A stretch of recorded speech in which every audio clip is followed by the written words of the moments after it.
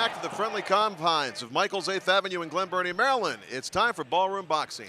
Hi, everybody. I'm Larry Michael. Good to be back with John Saraceno here at Michael's 8th Avenue. A familiar face headlining the show tonight, a guy who's trying to bounce back from a world championship loss, John.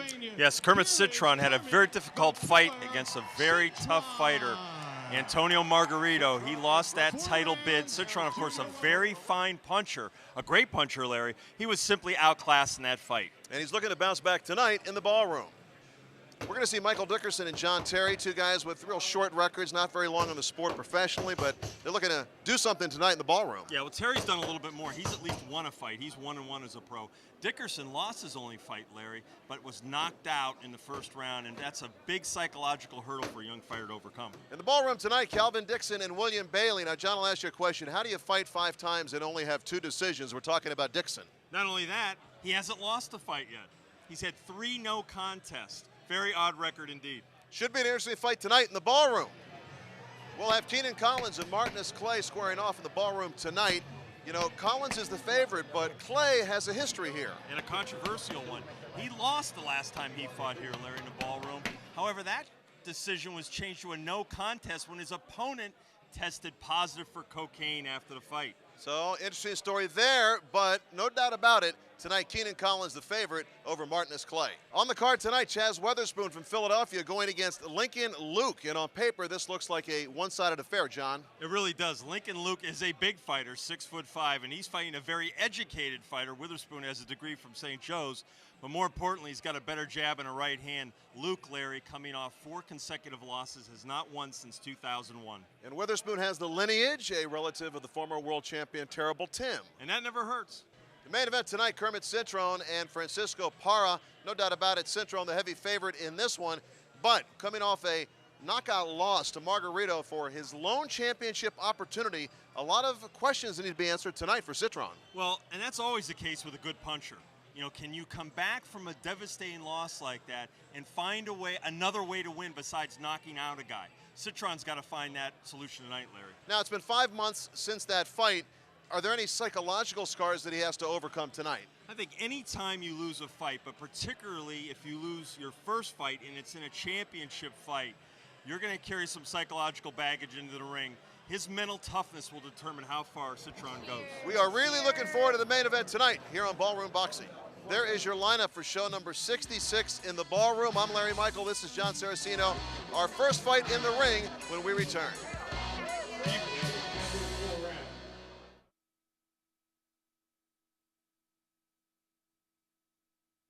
All right, welcome back to Ballroom Boxing. Larry Michael, John Saraceno in the ring right now. Michael Dickerson and John Terry. And to introduce them, as always, Pat O'Malley. Ladies and gentlemen, it's time now for more Ballroom Boxing. This 4-round bout will be in the super middleweight division. Your referee in charge is Gary Campaneschi. The judges at ringside, Kenny Chevalier, Bill Holmes, and Malik Waleed. Your scorekeeper is Joe Giordano, and the timekeeper, dependable Don Risher, celebrating his 44th birthday tonight. To my left, out of the red corner, wearing the black and red trunks, he weighed in at 170.5 pounds. He comes to us from Portsmouth, Virginia. His record, 0-1. Please welcome to the Ballroom, John J.T. Terry. To my right, out of the blue corner, wearing the red and silver trunks, he weighed in at 167.75 pounds. He comes to us from Wilson, North Carolina. His record, 0-1. Please welcome to the Ballroom, Michael the Truth Dickerson. All right, he is the truth, and with us as always, our third man, ringside John Scheinman with the matchup. John? Larry, John Terry JT weighs 170.5 pounds, 71.5-inch linear reach is provided to us by Jerome Spears, 22 years old, and Michael Dickinson, 167.75, 73.5-inch reach. There you go. Scheinman is always all over it. And we are set. We have a scheduled 4 rounds.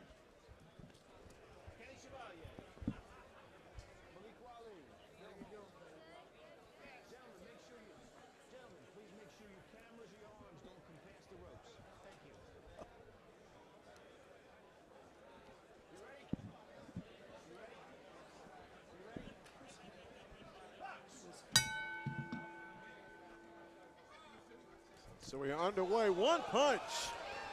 And we are off to a fast start. Wow. John Terry and Michael Dickerson got caught cold. John Terry in the black trunks with the red trim. Dickerson in the red trunks with the white trim. And again, Dickerson is hurt. Good body shot that time. And this is off to a very rugged start.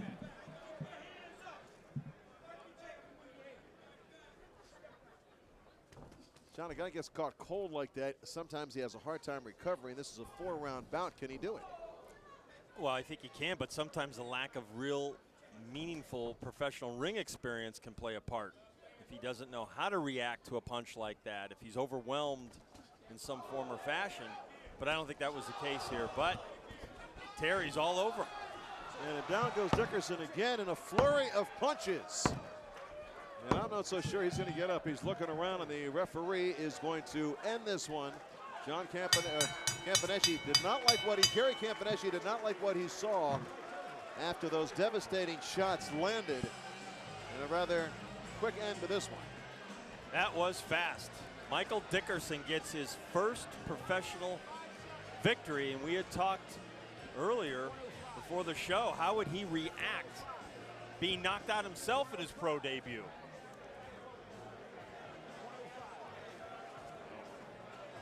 We should say Terry got, yes, Michael Dickerson's now been knocked out 2 consecutive fights. Let me correct myself on that. He's 0-2. Happened so quick we couldn't even set the scene. I mean, my gosh. Do we have the red corner and the blue corner straightened out there, do you think? I think we did. All right, John Terry, the winner, now 2-1. John, this is fight number 66 in the ballroom. And I got to tell you, this has happened to us before. When you got a couple guys in there, same record, same age, you get in and they're done quick, and boy, you blink and you wonder what you just saw. Pat O'Malley will give us the official word. Your attention, please, ladies and gentlemen. The winner by knockout at 105 of round 1, John J.T. Terry. So John Terry is victorious.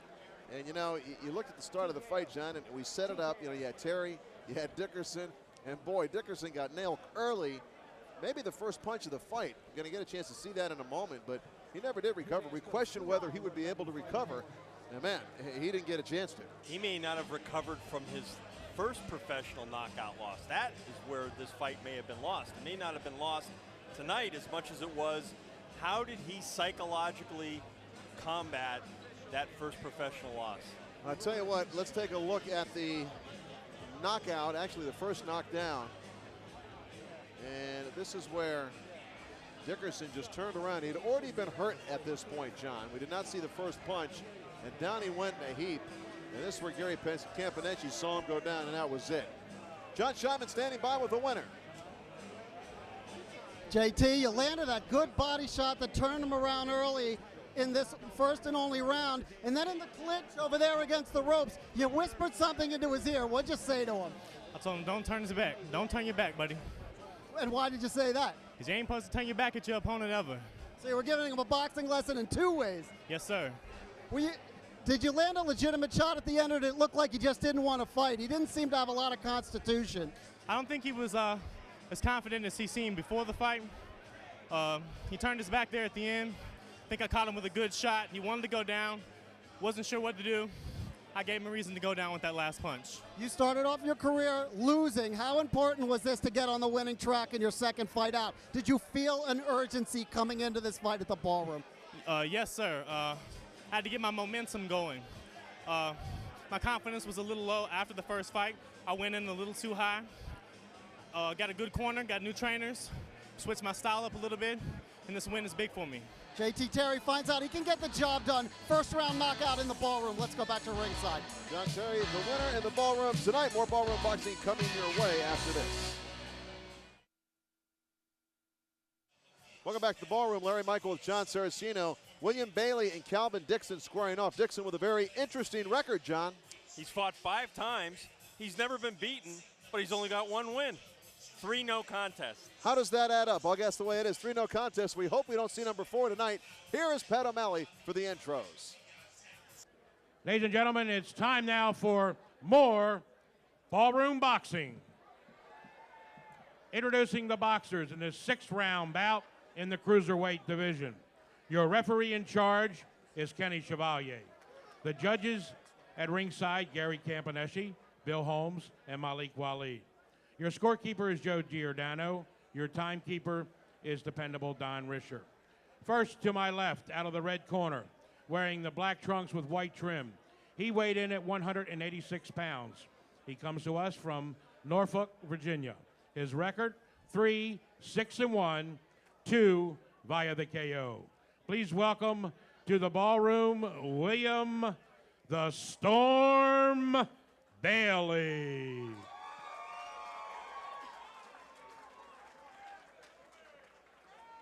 To my right, out of the blue corner, wearing the black trunks. He weighed in at 194 3/4 pounds. He comes to us from Greenville, North Carolina. His record, 1-0-1. Please welcome to the ballroom, Calvin Dynamite Dixon. Dixon and Bailey scheduled for 4 rounds. Here's John Scheinman with a look at the matchup tonight. Larry, both cruiserweights are 5'11", well, Bailey a half-inch taller, but Calvin Dixon outweighing Bailey by 8 3/4 pounds here. Let's see if it makes a difference. I think ring announcer Pat O'Malley should have said, welcome back to the ballroom, William Storm Bailey. We've seen him here before against Darnell Dingaling Wilson, who crushed him in 2 rounds. Yeah, you know, Bailey has been knocked out a few times. He had a couple fight winning streak, snapped his last time out up in Connecticut as Joey Spina dispatched of him by knockout for the 2nd time in his career. So we'll see how Bailey comes back from that one. This fight scheduled for 6 rounds. Bailey with the ponytail. Sounds like he needs a manager. Kind of. He's been in tough, John. Bailey with the ponytail. And the southpaw stance from Calvin Dixon. Fight scheduled for 6 rounds. You don't want to overprotect the fighter, but you definitely don't want to expose him to more danger. And for some reason, they went back to the well a 2nd time. You talked about Calvin Dixon's odd record. He won his first fight. Donovan Craig, a 4-round decision win. Then he went through 3 straight no contests. Headbutt involved in 1, and most recently had a draw. So he's got 5 fights, no losses, and 1 win. Good body shot by Bailey. Good counter right hand by Dixon. Bailey's got Dixon where he wants him. Against the ropes there in the corner.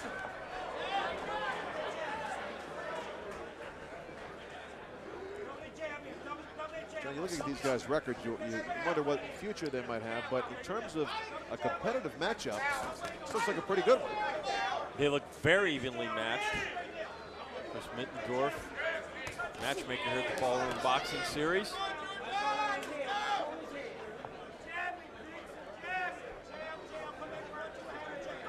After that flurry, both guys a little reluctant right now.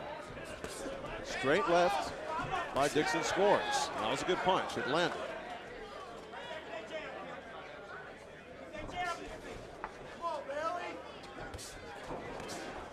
He was stunned that time by that shot from Dixon. Bailey's just waiting too long, John. He's looking, he's looking, he's waiting, he's not firing. I don't know how much experience he has fighting southpaws.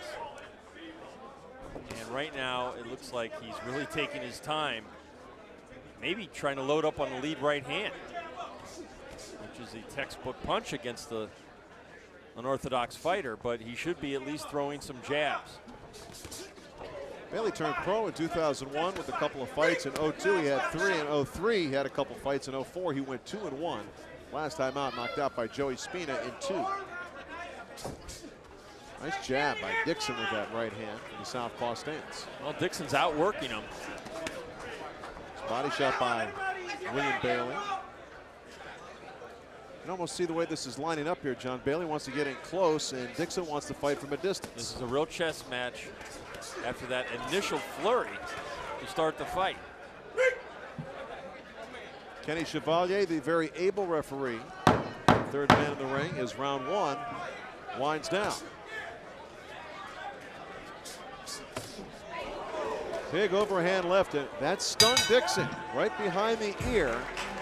And we're going to follow Bailey to his corner. There's Kenny Chevalier talking to him. They're going to try to get a little maintenance done because the ponytail is becoming unwrapped. This ring card girl is Lana.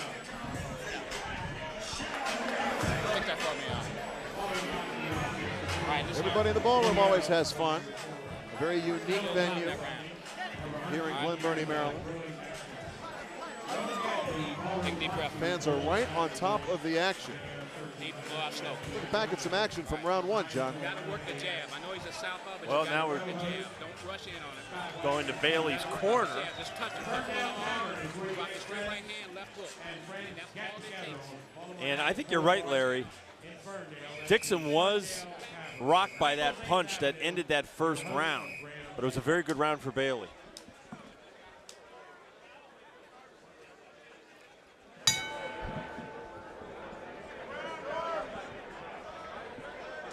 Round two underway. Who'd you give round one to, John Scheinman? Well, I gave the round to Bailey because he did more of the work, but I thought Dixon had a good round because he showed that he could stand there and control the action on the inside, and that's why I thought Bailey backed off in the latter portion of the round. He wasn't able to really inflict damage, but he did get the round. He's up 10-9 on my unofficial card. I don't know. I might have given that first round to Dixon on the strength of the jab, but very tight round. No telling how the judges' official cards read. And again, he's throwing the jab, but is he landing it? In the second round here, he's pumping it out, but none of those jabs, I think, are really landing. Now, they may be distracting Bailey and throwing him off his offensive game plan a little bit, particularly when you have a southpaw who's moving the way that Dixon is. Watch Bailey closely, though, John. He's really not throwing punches. He's No, standing there. He's not doing much. He's totally backed off. I mean, he's going to, against the southpaw, you've got to be more aggressive, not less aggressive. And he's really falling into a very bad trap here. I mean, he is of not following. Well, he's just following Dixon around the ring. Here he finally threw a punch after 20, 25 seconds without throwing. Yeah, and you see what he threw, the lead right hand, which they probably told him, you're fighting a southpaw, look for the lead right hand. But you can't totally abandon the jab.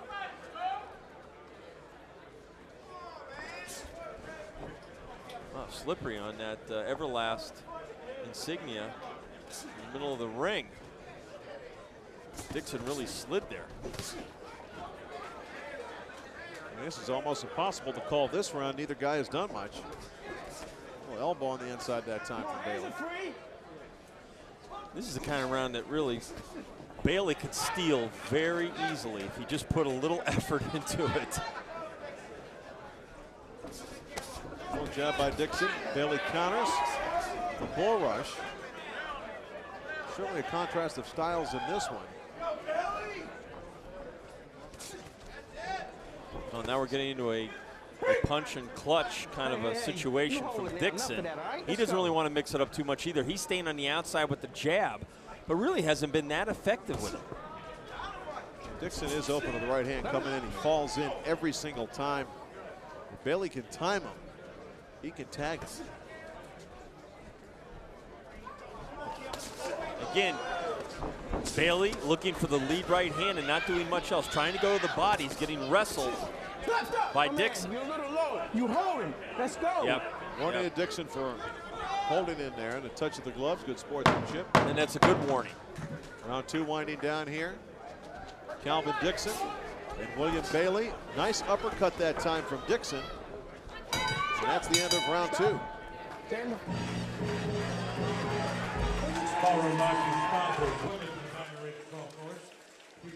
Now, a fight like this, John, is as we look in the corner of Dixon, it looks a little worse for wear after just 2 rounds. A fight like this, you get a gauge on who is trained, you know?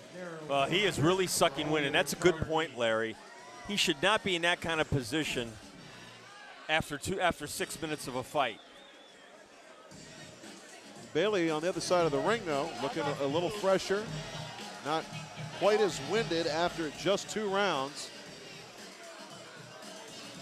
Well, Dixon spent a lot of the fight moving, backpedaling, retreating, side to side, flicking out the jab, not inflicting much damage, though. Bailey's got to apply more effective pressure here, Larry. There's Bailey. We talked about him. He looks pretty fresh. responding to the comments from the referee, Kenny Chevalier. And we have hit round 3.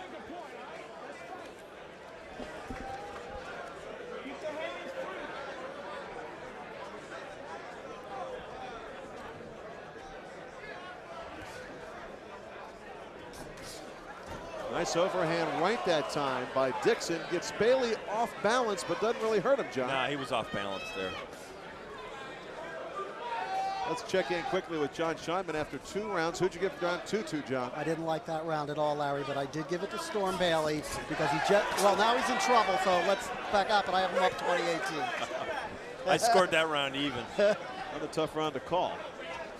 Bailey got tagged that time. Maybe the best punch, single punch of the fight. Bailey misses with the left uppercut as Dixon spins away. Bailey's going to keep getting tagged if he doesn't show some offense. You can't just stand in front of your man.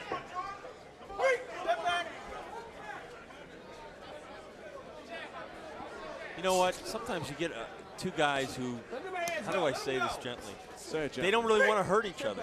And they back off into a comfort zone. And I'm not saying that's necessarily what's going through their minds here, but it's like, well, if I don't hit you too hard, maybe you won't hit me too hard, and we can just kind of move around and jab. And that's the type of fight this looks like to me. Crowd reacts to that left hand, but it actually hit off the glove of Dixon. Maybe Bailey heard what I said because he threw some punches there with bad intentions. Sweeping hook again, counter right hand by Dixon. Things heating up just a bit here. Well, there have been moments. There have been, flurries of aggressiveness, but too few. Body shot by Bailey. Dixon responds. Bailey ducks the combination that time. These guys are cruiserweights, scheduled for 6 rounds, but really they should be trained to the point where they're not worried about going 6 rounds and having anything in the tank. I wonder if that's, a fact. I agree with that. Very seldom do I agree with you, but nice sharp shot by Bailey that time. I mean, that stunned Dixon. Sweeping right hand by Dixon scores. Now Bailey's trying to pull Dixon in with his hands low. And it's a change of tactics for Bailey. More of an aggressor bullying his way in. Now he's trying to counter, trying to draw Dixon out. You see how wide open Dixon is? Low blow that time by Bailey. But that was such a haymaker that Dixon threw that Bailey couldn't even counter it.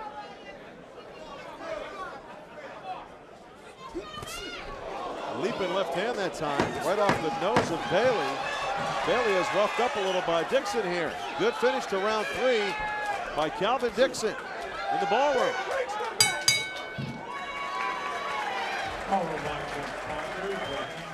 Well, you got to say that Dixon forced the action that time, John.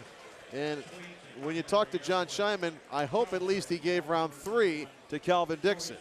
Larry, as I've watched the fight, I've sensed that Dixon could take control of this thing anytime he wanted. He's fighting too much until that last flurry with a sparring partner's mentality. But if you watch the way Bailey comes in, he's only lunging periodically, but his head is wide open. He's wide open to roundhouse hooks. He's wide open to uppercuts and straight shots. He's defensively deficient, and if Dixon would just use those opportunities, I think with his size and strength, he could take control. There's some of the action from round 3, and Bailey was really on the retreat in round 3. And again, I don't think anybody's in danger of going down, but Dixon had a big comeback in round 3, so we are midway through this one. I've got it all even. Very tight. Round 4 underway. Once again, it's William Bailey with the ponytail and Calvin Dixon without.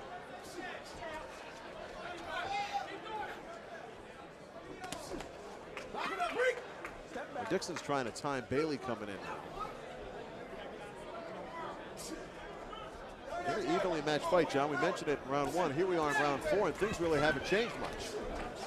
No, Bailey charging in with the head there, very amateurish. He's punching his way in that time. Wants to try to get Dixon up against the ropes and wear him down. Dixon's been very savvy in the fight. Trying to spin away, keep it in the center of the ring. Well, Bailey's showing the effects of a fighter who has not won a fight in more than a year. Another low blow. Another low blow by William Bailey. One more more time in that shit. Let's go. And Bailey not arguing. He knows he hit him low. It's that leaping left hand again. It's the same exact punch after the last low blow. Kind of Bailey gets a little complacent in there. Well, you can see why Dixon has 3 no contests, Larry, with him wincing at the softest low blows I've ever seen landed in my life. Well, he's looking for a 4th, maybe. He's looking for the 4th.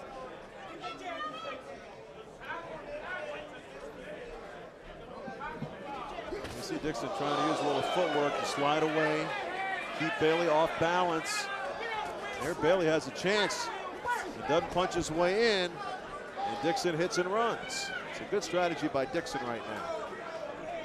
Really dictating the tempo of the fight. See him slipping away. Bailey just walking him around. I'll tell you what, this may seem like a minor thing, but I don't think his hair should be allowed to flip around like that, and it's not. I mean, look at Bailey's hair. Step back, step back. That thing's like a little weapon. A little bit of a headbutt there. They got it tied up in the first round. Now it's coming back down. Nice uppercut that time by Calvin Dixon. I'm starting to think it's more in his way, though, than Dixon. It is in his way. Can't see the punches coming because you the can hair. get whipped by that thing. Now Kenny Chevalier. I think that thing should be taped. Kenny Chevalier, that's just what he's going to do. Looks like a monkfish.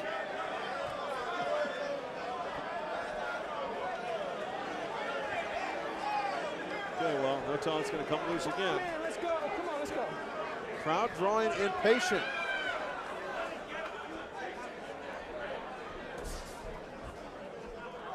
Kind of gave Bailey a chance to regroup, though, John.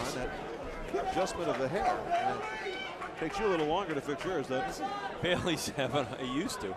Bailey's having a hard time fighting on the inside, Larry. He's very inexperienced and really, he's getting outclassed by Dixon. Straight left again, tags Bailey right on the butt. There's going to be a clash of heads the way these guys come together. Dixon bringing some heat right now as round 4 comes to a close. Another good round for Calvin Dixon. Round 4, 2 rounds to go. Calvin Dixon is really, really looking for oxygen in his corner. There's Bailey. Bailey just hasn't looked any different from the beginning of the fight, John. You know what? He doesn't look like a guy who really wants to fight to me. I think he's chosen the wrong career. He just does not have the demeanor, the attitude, the fire in the belly. He just doesn't show me anything as a professional fighter. He looks like a nice guy sitting there, but I don't know if he's a fighter.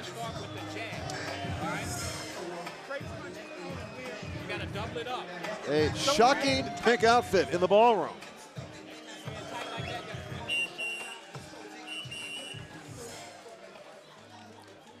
There's Calvin Dixon. John Scheinman, what does the scorecard say with 2 rounds to go? Larry, it's gotten nice and tight, 38-38, 2 rounds apiece. Dixon coming on and realizing that he can find the openings inside Bailey, and he's saying, well, maybe I better come out of my slumber and win the fight because I can, and that's what he seems to be doing here. And Bailey is acting a little bit dazed in there. He needs to refocus and get back on the attack. In a sense, Dixon has allowed Bailey to get away with stuff just by fighting from the outside and kind of retreating, moving, jabbing. He'd be more effective doing what he just does right there. Of course, he moves in, pot shots, and he gets out. And Bailey's having a hard time dealing with the motion. Good body punch there by Bailey. Look kind of low. Kenny Chevalier took the look. Yeah, that was above the belt. And of course, that has been a source of minor controversy in this fight. And so the referee's going to watch. Sorry, Larry. Dixon playing into Bailey's hands here by getting into a close-in fight. I think he needs to pressure him more. Step back, fellas. Stop clinching. Although certainly he's going to take more chances doing that. And from the outside, I don't know if Bailey can deal with Dixon's jab. Oh, nice left hand again. Bailey is hurt. The left hand started it. Well, that uppercut jolted him too, Larry. Yep. And that scored clean as Bailey was moving in. Dixon timed him beautifully. He's beating him to the punch on the inside. On the outside, he's giving him movement side to side. The snappy jab at times. He's really taking control of the fight. in the 5th round. The scheduled 6th rounder here between the 2 cruiserweights.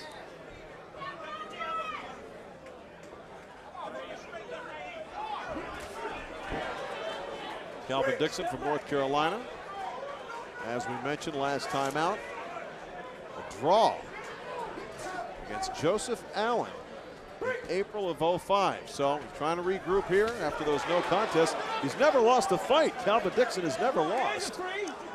This is his 6th fight. It's his 6th fight. I mean, on record for sure. Well, I think Mr. Bailey needs to learn how to jab, no matter if he's fighting a southpaw or a conventional style fighter. He has virtually no jab, or he hasn't shown it if he does, which may account for the fact that he's won 3 of his 10 professional fights. It all comes off the jab, the left hand. It's the building blocks for a good fighter.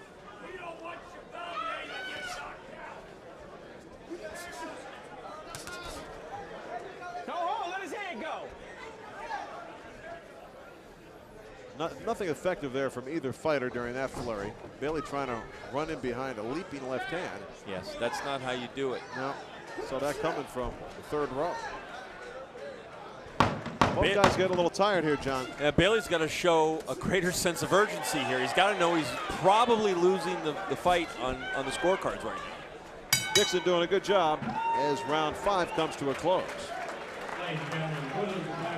Dixon over the last couple rounds, John, has really dominated, especially that last round. That was, I think, Dixon's best round of the fight. It was. He's come on very strong, basically since the 3rd round, Larry, and he's built on that. He had a better 4th round than the 3rd round. He had a better 5th round than the 4th round. And there's only 1 round left, right, John Scheinman? I mean, he needs something drastic to happen here. I think Bailey's big mistake throughout this fight is that he hasn't recognized the strength that he has over Dixon. He's a faster fighter on his feet. He's a faster-handed fighter. He could have made this fight easy for himself by getting in, flurrying, trying to do damage, and whether he does or not, then getting out and then regrouping. But he attacks and he lays inside, and he finds himself getting walloped with a porous defense. And if he had used his foot speed, which is superior to Dixon's, it could have been easier for him. And he's gotten a little dazed in the latter rounds, and he's paid the price. Yep. 3 minutes to go. Here we go. And he's down 48-47 on my card. I have Dixon ahead now after he lost the first 2 rounds. Thank you, sir. We'll see who has the most urgency here in the 6th and final round. I mean, this determines if you really want to fight for a living. I don't know, maybe Bill Bailey does something else on the side besides boxing, but you got to dig down. It's a cliche, but your corner should be telling you, look, you got to knock this guy out. You got to come at him hard. Do you think Bailey needs a knockout to win? I'm not so sure. I think it's close. I think he needs to win this round to make it closer. I'm not so sure. He doesn't need a 10-8 round. Let's put it this way. In my card, he better stop him. Well, looks like he thinks he needs to, and that's what's most important. Really not what we think right now. Bailey needs to put some heat on Dixon. It is it could be, some of those rounds were very close. But I gave Dixon the last 3. Well, he could be up by 1. Nice shot by Bailey. Scores. He trips up on that logo. And a counter by Dixon as well. Dixon might have got the best of that in terms of the punch. The other thing is, when you think about this fight, who's really been hurt more often? Who has really inflicted the most punishment? And to me, that's been Dixon. Yes, I agree. So I think you got to give him. He's got the edge. Yeah, a lot of edge there. Another good shot. That was you can't do that. Took in the clinch. It's round 6 wears on, the 6th and final round. Bailey, a desperate man right now. And Dixon trying to hold on, literally and figuratively. Step back. Bailey's got to do something here. He's got to realize he's behind at this point. Oh, he caught him again. Dixon, a solid shot right on the jaw. He ran right into it. Bailey, who is hurt, trying to hang on here right now. If there's going to be a 10-8 round, it's going to be Dixon's 10-8 round at this point. John, you made a real good statement earlier that each round Dixon's got more effective. And I don't know if he's kind of getting some rust worn off, or really the lack of a counter by Bailey is the reason. Could be a combination of both, and I sense that Bailey was getting worn down the last couple rounds from these heavy blows. Every time Bailey comes in with a shot, Dixon times him perfectly. Another nice shot. Hands free. Hands are free. Both guys real tired right now. Come on.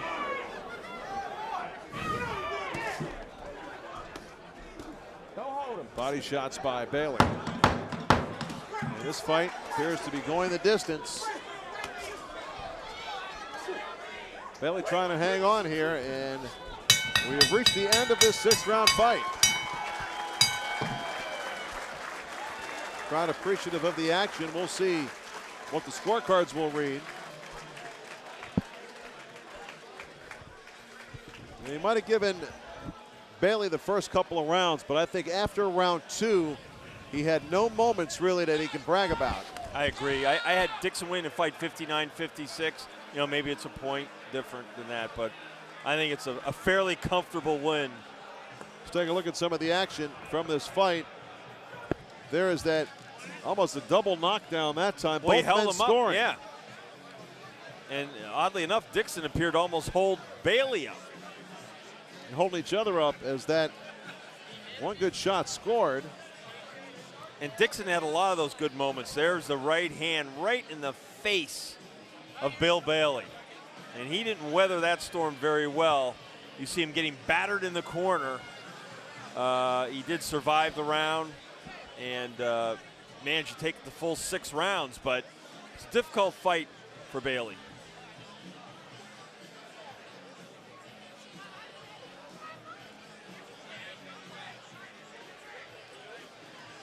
There's Calvin Dixon looking for win number 2, looking to go 2-0-1 for his career. At least it's not a no contest, John. Well, not yet. Technically, that could still happen, but it doesn't look like it's going to happen that way.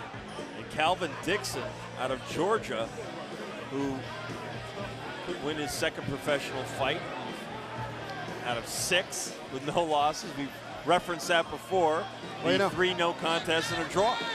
Fight number 66 here in the ballroom, show number 66, and it's kind of one of these old school ballroom boxing fights. Yeah, I mean, yeah, we've had a lot of grassroots boxing over the years here that matches younger fighters on their way up. Now, Bailey's 35 years old. He's got to make a decision, Larry, really what he wants to do with his career, because I didn't see a lot of passion in the ring tonight. No, I didn't either. You take a look at Calvin Dixon, 29 years old.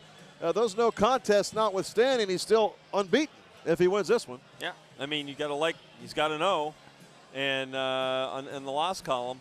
But at this point, it's the lessons he's learning as a fighter that's more important necessarily than the no contest and the fact that he's won a couple of fights. I mean, if he learns something in this fight, he can take it back to the gym and apply it in his next fight and work on it. He becomes a better fighter. Pat O'Malley has gotten the scorecards. We're going to see who won this one as we take another look at some of the action. 6 rounds in the books. Bailey and Dixon. We think Calvin Dixon came out on top. Let's find out from Pat O'Malley. Your attention, please, ladies and gentlemen. We go to the scorecards. Judge Bill Holmes scores it 57-57, a draw. Judges Gary Campaneschi and Malik Waleed score it 58-56. The winner by a majority decision, Calvin Dynamite Dixon.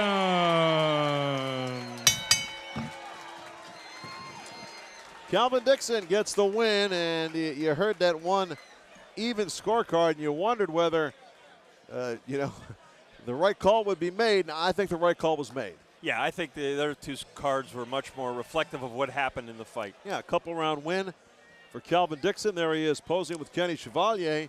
And Dixon does a good job against a very tough opponent to look good against. William Bailey bowling forward, trying to use his physical strength on Calvin Dixon. Dixon had to find a way, a different strategy than what he came into the ring with. Let's hear what he has to say. He's standing by with John Scheinman. Well, Calvin, you've had 3 no contests in your short career. How's it feel to get an actual win under your belt? Well, it feels great, to find, get another win under my belt. But, no contest, those things like that happen sometimes. You started off the fight, what I considered, and my partners at ringside considered very slow. You let Storm Bailey really take the fight to you. How come? Well, I didn't really get warmed up properly in the locker room like I should have. But, once I get my, sweat going and get warmed up, I'm good to go then. Even when you did begin to warm up and we had you sweep the later rounds, did you feel like counterpunching was the best way to go with this guy, and why? Well, yes, sir. Well, a guy like that, you can't let him just come in and bully you. Sometimes you got to get, put your power on him so, he can respect you. Once he felt my power, then he stopped charging in and bum rushing in so much. I sensed early on in the fight in the first round when he got you into the neutral corner, you showed him your strength even though you weren't landing big. Yes, sir. Yes, sir. I just got to let him go. Let him know, guys like that, you got to let them know, you mean business. Calvin Dixon getting a win in the ballroom. Not a no contest, a win. Let's go back to ringside. All right, good job, John Scheinman. We'll have more ballroom boxing coming your way after a timeout. Don't go away. All right, welcome back to Ballroom Boxing. Larry Michael with John Saraceno. Keenan Collins and Martinus Clay getting ready to square off. Collins is 7-1. We talked about Clay in our open. He's had a real weird background last time in the ballroom. His opponent beat him, but was disqualified for testing positive for cocaine. So what do you expect in this one? I don't know, but you take him any way you can get him in boxing. A win is a win is a win. This is a tough matchup for both fighters, Larry. It really is. And it's a good styles matchup. All right, let's get this one introduced with Pat O'Malley. Ladies and gentlemen, it's time now for more ballroom boxing. This 6-round bout in the welterweight division, your referee in charge is Malik Waleed. The judges at ringside, Gary Campaneschi, Lenny Chevalier, and Bill Holmes. Your scorekeeper, Joe Giordano. And the timekeeper is dependable Don Risher. Introducing the boxers. First to my right, out of the blue corner, wearing the black and red trunks. He weighed in at 147 3/4 pounds. He comes to us from Wilson, North Carolina. His record, 9-10, 3 via the KO. Please welcome to the ballroom, Martinus Magnificent Clay.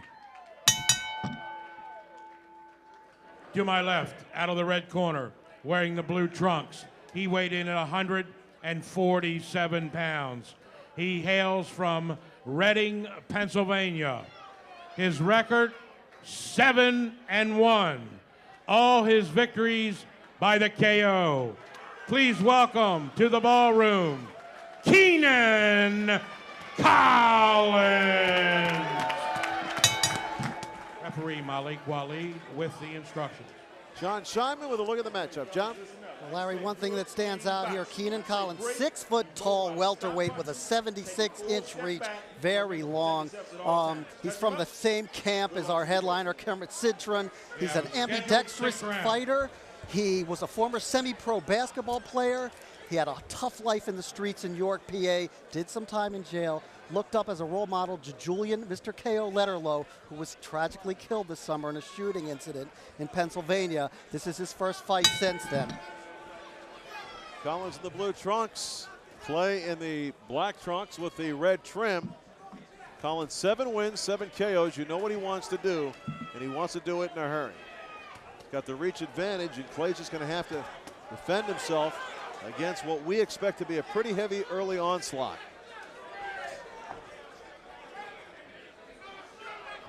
Look at some of these tall guys, Johnny. Say, wonder where that power comes from. It comes from leverage, doesn't it? Always does. Proper technique.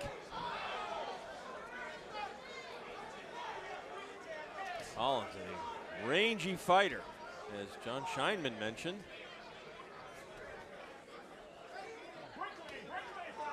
He's got to be able to use that effectively. And, of course, Clay's got to find a way to get inside just as he did right there, Larry, that was to good the work. body. Good work, yes. That's what he's got to do. I don't think Collins likes that either. Overhand right lands by Collins. 7 wins, 7 knockouts. Boy, Clay's got to remember to keep moving that head and keep those gloves up, particularly when he backs up after he's punched. He's got to really be on his P's and Q's here, Larry, defensively. Collins, dangerous fighter. Every win by knockout. I think I like Clay's style here, though. Trying to go on the inside, work the body of Collins. He's not going to outbox him from the outside. Collins is too tall, too rangy. Got a nice left hand where he's dropping the right in now on him. That right hurt him. It hurt Clay. You see Clay's already rocked. Left hand by Collins. Fires back to the body. Well, if somehow Clay can get through this first round, gather himself a little bit, maybe he can make it a fight. It's going to be tough, though. Overhand right by Clay. That was a nice shot. Yeah, it was. He's been game here in the first round. Collins got a little bit of that Tommy Hearns deal working with his left hand low. He does. Trying to time the right hand. Yeah, he missed it, though. Trying to counterpunch as Clay's coming forward, which he knows Clay is going to do.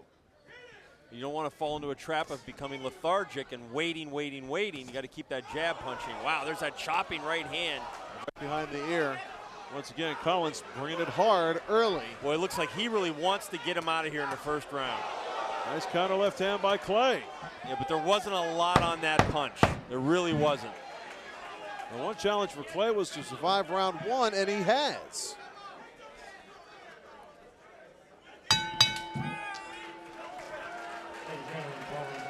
Interesting round that time. John Chapman, what are your thoughts after one?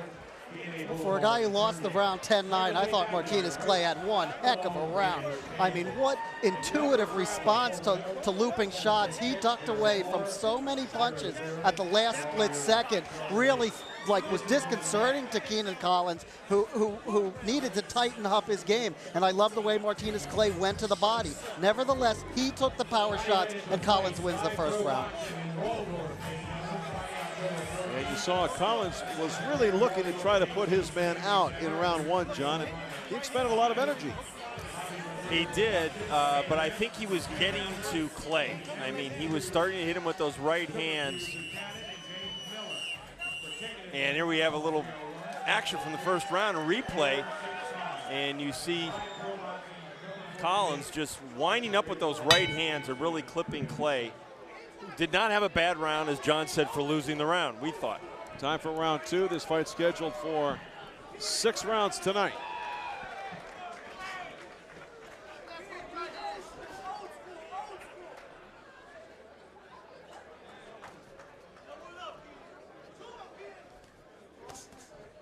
Collins, wasn't he knocked out in his only loss? Did we talk about that? I think he was. Lost a unanimous decision back in 2004 to Michael Torres. All right. Clay hurt again. Clay doing a good job staying low, trying to get under the power of Collins. He's going to have to be like a limbo dancer. I think he needs to bend it that way to try to dodge those shots, especially when the reach advantage is so obvious in favor of Collins.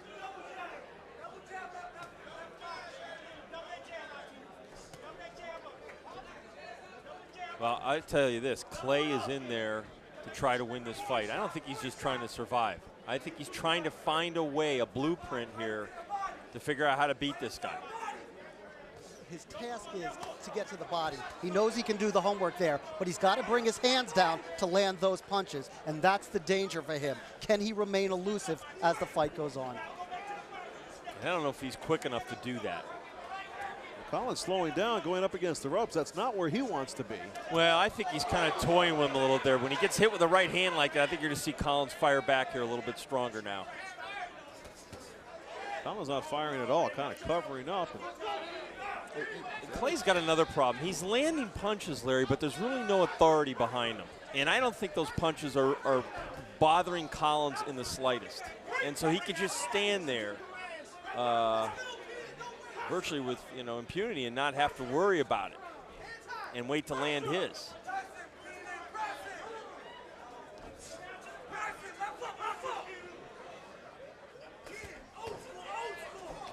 Collins missing on the counter right hand. He hasn't been much of a sharpshooter in this second round. Mouth open a little bit too, Larry. Clay trying to chase him around the ring, going to the body. Quite understand what Collins, and you've kind of made reference to this, what is his strategy this round? Trying to lure Clay in again so he could throw the right. But I think he could be more effective on offense than what he's doing. He's trying to position Clay where he can sucker him in, but I think he's waiting a little bit too much. He's loading up. He probably thinks he can, I need one shot and I can get this guy out of there, but I think that's what he's thinking. He's thinking with the right hand. Yeah. That's why he's had that left hand low, and it's always dangerous when you do that. Trying to roll his shoulder to try to protect his chin. You can see him doing it. It's all about setting up the right hand. He's not doing anything with his left hand at all. Yeah. Big left hand that time. Good right hand on the inside by Clay, and a good finish to round 2. Let's take a look at Keenan Collins in his corner. I just think that Corner's Collins, not happy with him. Well, Collins is not showing Clay any respect at all. He's just toying with him. Cornerman is really giving him the business. And you know what, Larry? He should be. And he's doing his job by doing that. He's fooling around in there with a guy he doesn't need to fool around with. And if nothing else, he's building Clay's confidence. And you don't know what could happen. You could have an accidental headbutt. Something could go wrong. Get the guy out of there. Stick on your game plan. Now he's didn't like what the cornerman apparently said. Made a little bit of a face there, but he should be listening to him. Let's look at some action from round 1. Actually, round 2. It's Collins, 8 to right and the left. I mean, he got cuffed with that left hand. It wasn't a solid shot. I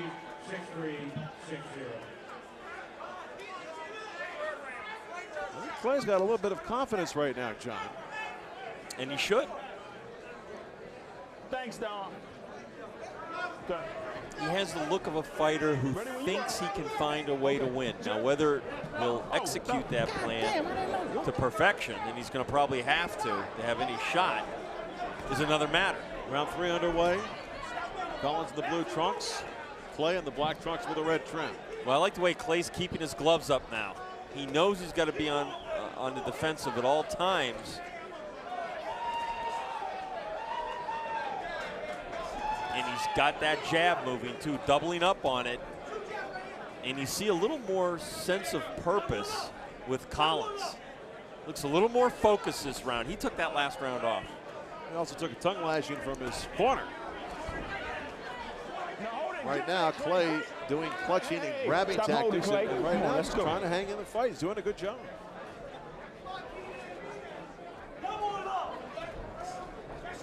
A little of the snap is gone from Collins' punches, John. Wow, this corner is shouting at him to double up the jab. And he did it almost just, you know. And there was a good exchange there. Uppercut scores, another uppercut. Clay rocked, good left hand by Collins. And Collins' last 3 wins have come by way of first round knockout. Hasn't gone longer than 1 his last 3 fights. Well, Collins' corner is all over him, telling their fighter that Clay's hurt, jump on him now. Another right hand by Collins. He shifts to a southpaw stance here. And it looks like Clay is weathering the storm. He's a game little fighter. He really is. He's trying. You got to respect the man for that. Collins eats a right hand that time as Clay just walked forward throwing punches. Body shot that time. Yeah, Clay just does not have snap on his punches, Larry. He's just not enough of a puncher to discourage Collins.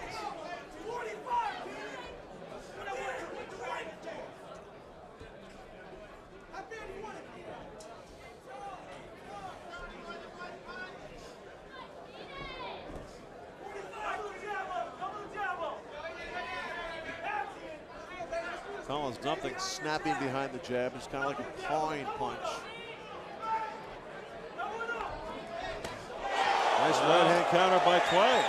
Clay beginning to win the crowd over here. Another right hand he followed up with, and that rocked him a little bit. Clay isn't going anywhere, and Keenan Collins a little surprised right now up against the ropes. I think Collins punched himself out a little bit and was taking a break, and he got caught napping. Clay going to the body again, and Collins complaining to Malik Waleed about the body work. He doesn't like it there. I guess not. He should do something about it then.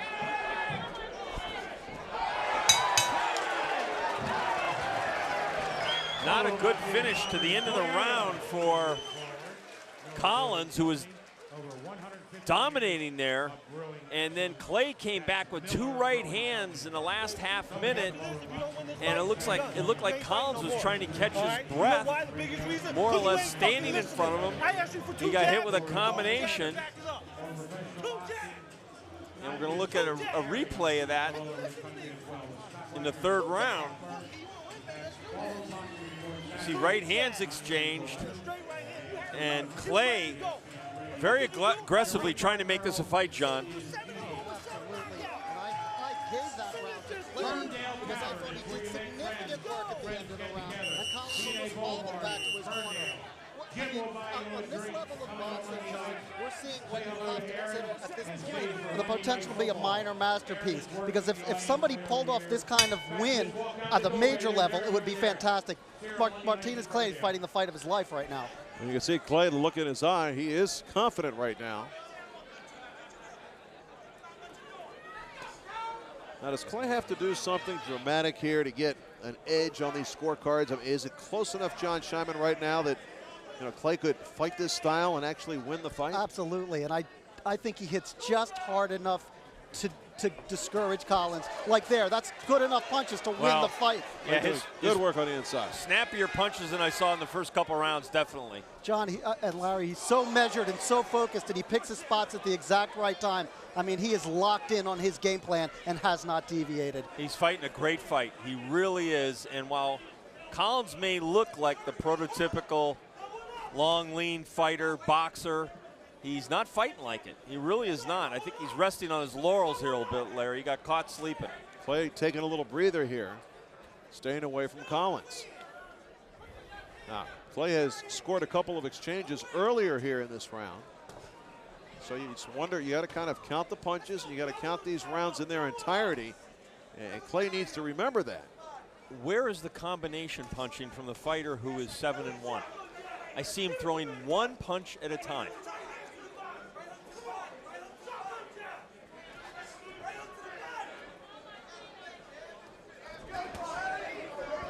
Body shot by Clay. He's got to protect himself there. Keep moving that head side to side. Dig to the body downstairs. Clay really giving Collins nothing to shoot at. Not a lot of room there. He's covering up nicely. Neither man getting hurt in these exchanges on the inside. You're right. A lot of those shots are being blocked or deflected. Good point. Collins for sure does not want to be up against the ropes. He needs room to punch. Yeah, but it doesn't look good for Collins. Good body work by Clay. Man, it is a masterpiece right now. Collins' legs getting a bit rubbery. Yeah, he should be off the ropes. And why is he on the ropes? Maybe he's using those ropes to help support himself. Maybe his legs aren't all there, Larry. He's tired, John. Check him out. He's tired. Clay's body work is just sapping the life out of Collins. And now you wonder, did Keenan Collins train properly for this fight? Did he train for a hard fight? There's just a sense of grim determination on the face of Martinus Clay. I mean, he just has the look like, you know what, man, I'm not going anywhere. You're going to have to deal with this all night. Well, he clearly winning this round. Clay busier, scoring with the more effective punches, and has hurt Collins a couple times here, at least worn him down as this round comes to a close. Slapping punch by Collins, and that's the end of the round. This fight tightening up, no doubt about that. Tell you what, 6 minutes to go. If Collins isn't careful, he's going to give it away. John Scheinman, the scorecard through 4. Well, I have Clay sweeping the last 3 rounds. One was very close. The second round could have gone either way, but I have him up 39-37. My question about the fight is Clay was fighting so measured going up into that last round, and I think he sensed that he had Collins in trouble there. Well, Collins didn't go out. Did Clay all of a sudden use too much energy up in that round? Did he pitch for his knockout too early and get out of the game plan? I don't think he was going for a knockout there, but it's a good point. I mean, he's got to have something left these last 6 minutes, but he stayed aggressive, and he's got to be the aggressor in this fight. They're not just going to give it to him. He's got to earn it. and if he wins, he will have earned it. But Clay is just 23 years old. Let's take a look at his age compared to the 29-year-old Collins. And John Scheinman talked about Collins' background. Clay, though, 23, younger man, maybe he does have the stamina to do it.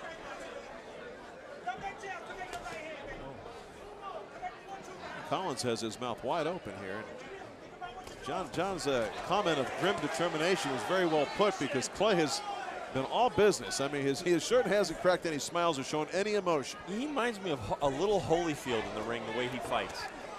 Just that look on his face, the way, you know, he's got a blue-collar, workman-like ethic, and he just keeps moving forward and trying to outsmart his man, outwork him, out-hustle him. And that's what Clay's doing here tonight. At least we think he is ringside. Now, nice uppercut by Collins. Now, Collins tagged him with some real good shots early in the fight. And you wonder if he could resurrect that here in the final 2 rounds. Collins has a pretty good start to this one here. And Clay looking to hold on now. This could be a turning point in the fight, as Clay held on for the first time over the last 4 rounds. All of a sudden, he's looking tired. Wow. Collins' corner is just screaming at him. Hit him with the right hand. They are understandably upset and worried. It's so apparent to us that Clay is tired. How could it not be apparent to Collins in the ring with him? Because he may be as tired, if not more fatigued.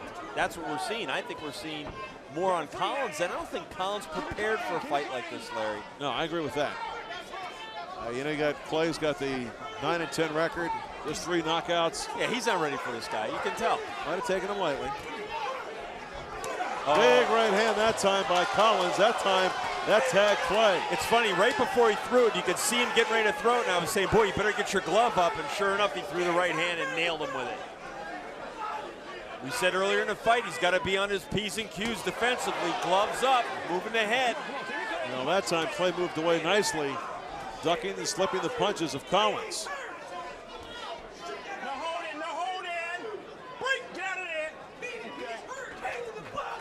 Collins does not have the biggest, strongest legs. No. I mean, if you look at the 2 fighters, who's got better legs? That's for you to determine, John. You know what I meant. I will comment on the ring card girls, but not on the boxers. Now, Clay, you know, has got stronger looking legs. I mean, he just does. He's got better pins. Now both guys looking fatigued, John. You're right. You got to check that gas tank, and with the price of fuel these days, you knew that was coming, didn't you? Good little uppercut with the left hand on the inside by Clay. And Clay ate some leather in that round from Collins. A couple real solid shots, and that's the end of round 5. But he's been undaunted, Larry. He keeps moving forward.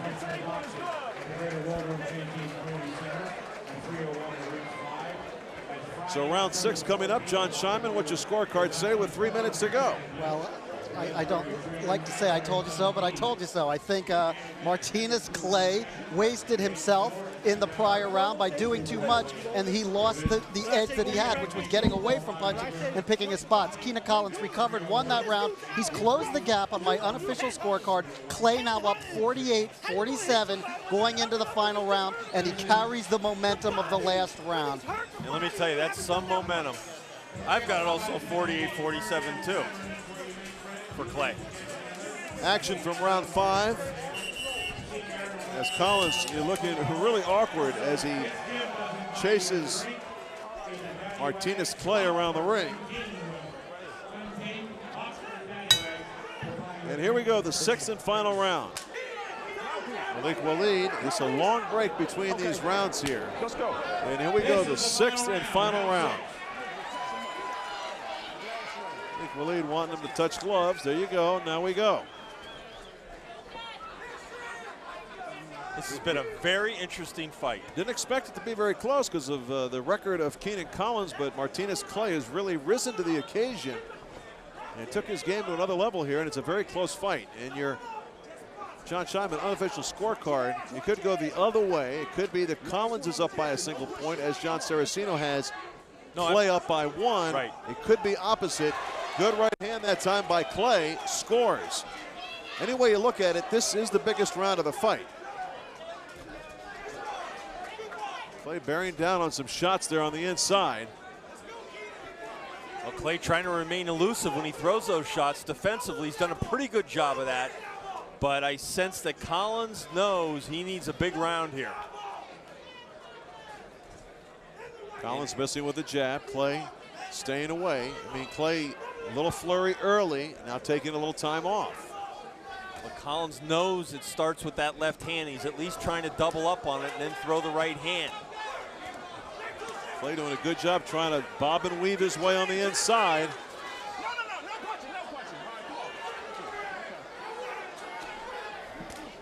Collins misses the left hand by a razor-thin margin, and Clay leaning on Collins now. Boy, Clay's got to take some chances here, I think, Larry. He really does. Big right hand by Collins stops Clay in his tracks. And that's the chance he's taking. He's getting clipped with those right hands pretty good here. Trying to hold on a little bit now. Yeah, this is a good round for Collins, and he needs it. He's got to come on fast, we think. Clay a little bit unsteady in those legs, Larry. Yeah, he took a couple solid shots here at the top of this round. Still a long way to go as Clay steps away. Sixth and final round. Well, what a gutty performance by Martinus Clay out of Wilson, North Carolina, with a losing record coming in here and giving Keenan Collins, who is 7-1 with 7 knockouts, everything he could possibly handle. Clubbing right hand by Collins.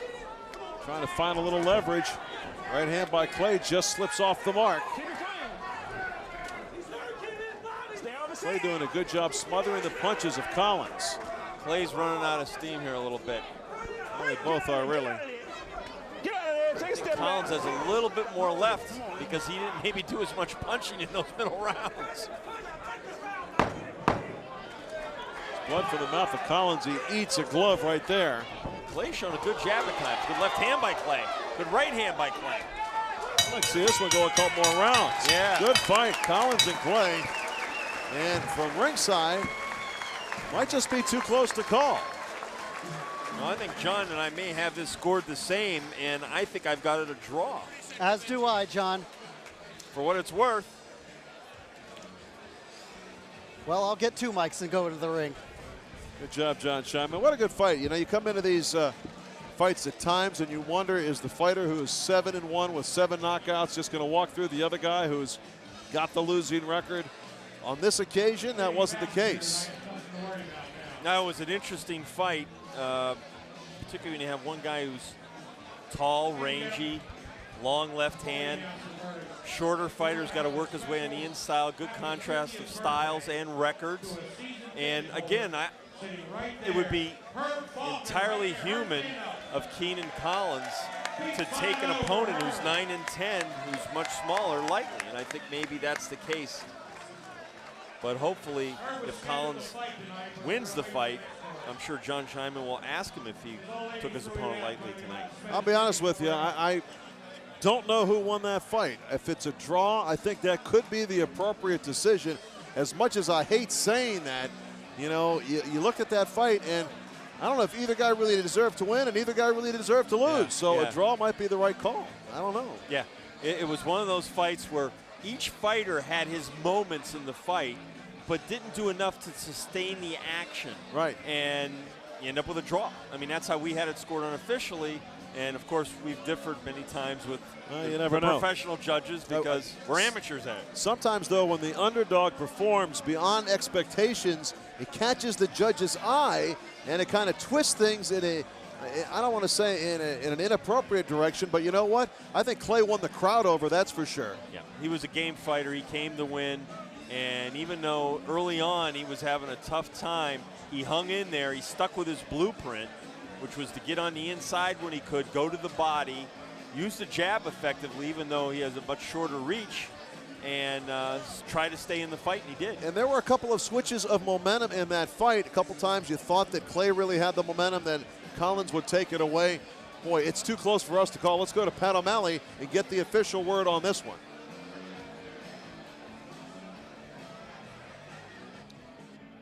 Your attention, please, ladies and gentlemen. We go to the scorecards. But before I announce the verdict here, How about a fine round of applause for both boxers for a great fight?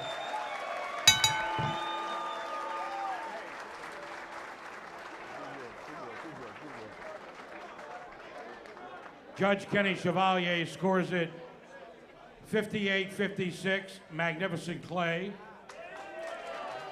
Judge Bill Holmes scores it 58-56, Keenan Collins.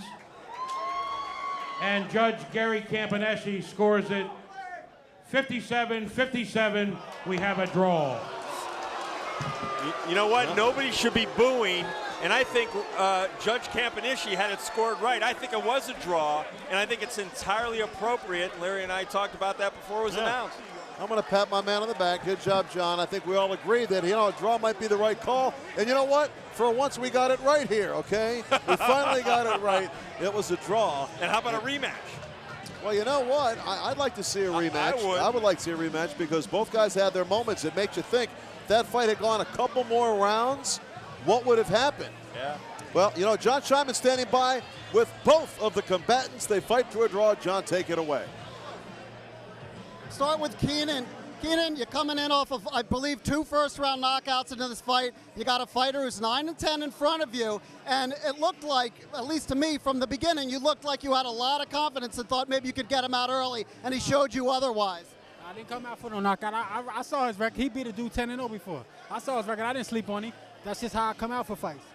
His elusiveness and getting away from your shots, did that prove troubling and throw you off your rhythm? It didn't throw me off my rhythm. I just didn't listen to my corner.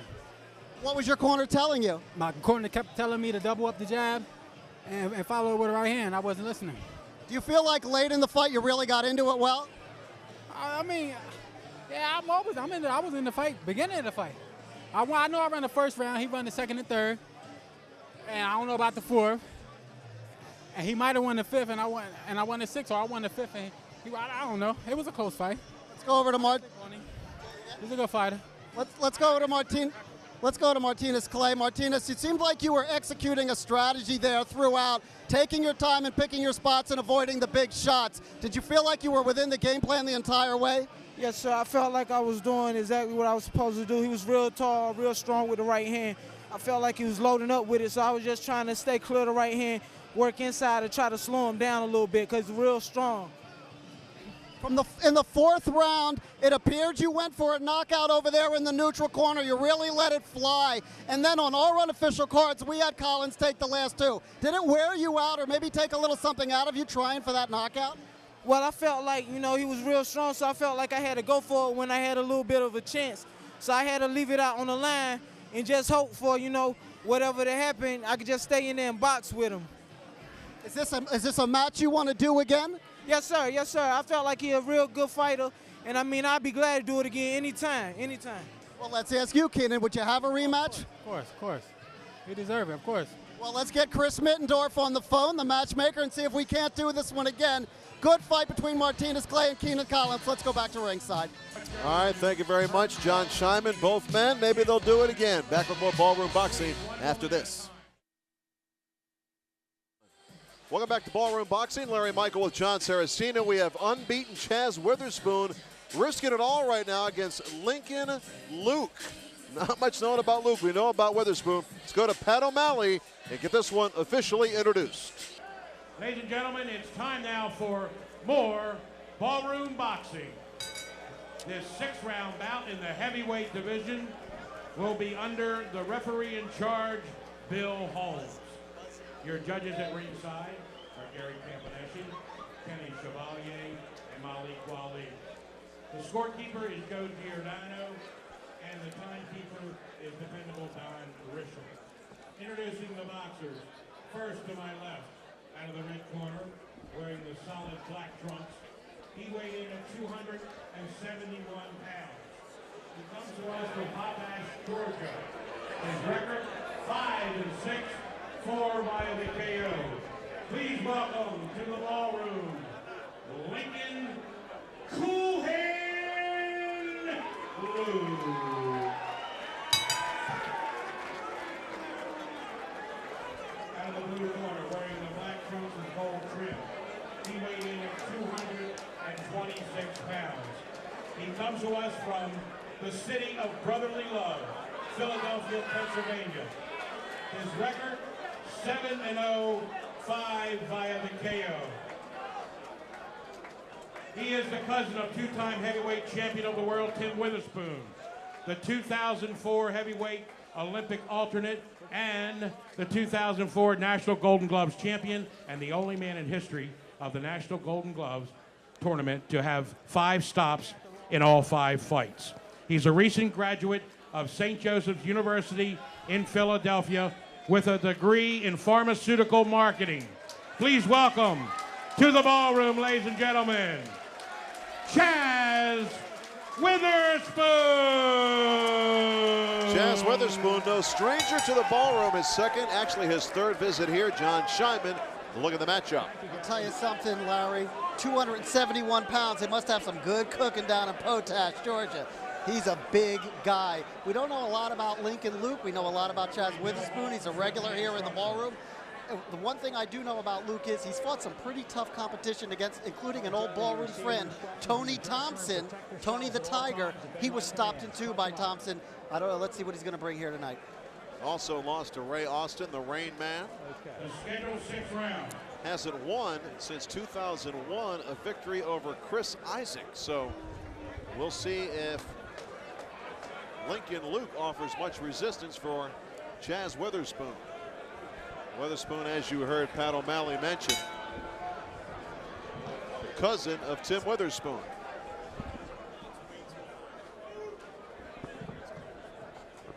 So we are underway. Both men conventional fighters from the right side. Lincoln Luke trying to work that jab, trying to keep Chaz Witherspoon off balance.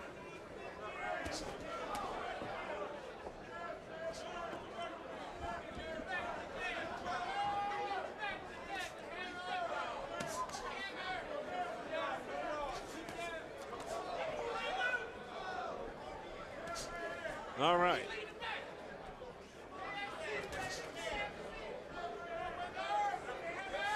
Witherspoon takes a body shot.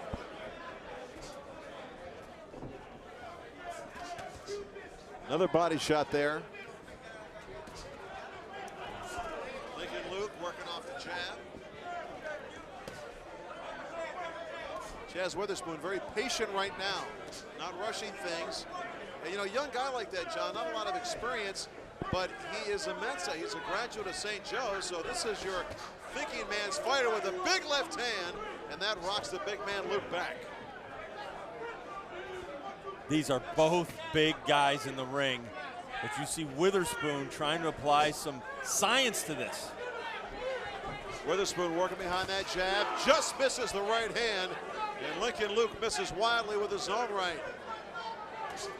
Not much feeling out process here in this one. Witherspoon looking for a knockout here. Nice jab by Chaz. Good body shot by Witherspoon. And Luke's holding on already here in round 1. Got to stay out of those corners if he can. Good body shot by Witherspoon. The right hand scores. And Lincoln Luke right now wonders, why did I take this fight?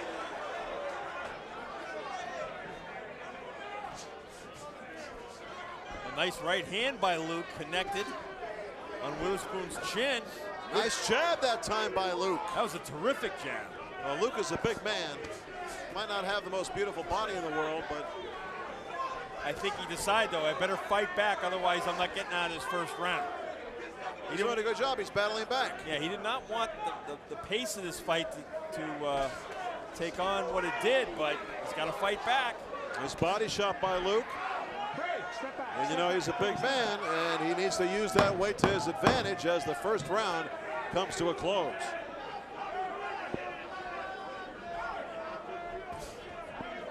Luke misses with the jab, and that's the end of the first round. Frank Bridges, please report to the answers table and the background. Frank Bridges, please report to background and the answers table. Thank you. Check. Mary. No, keep talking. Mike, louder. No, give me a louder signal. Turn something down, that sounds better now, but it's quiet.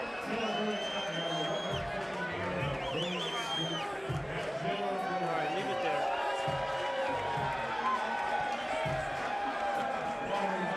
So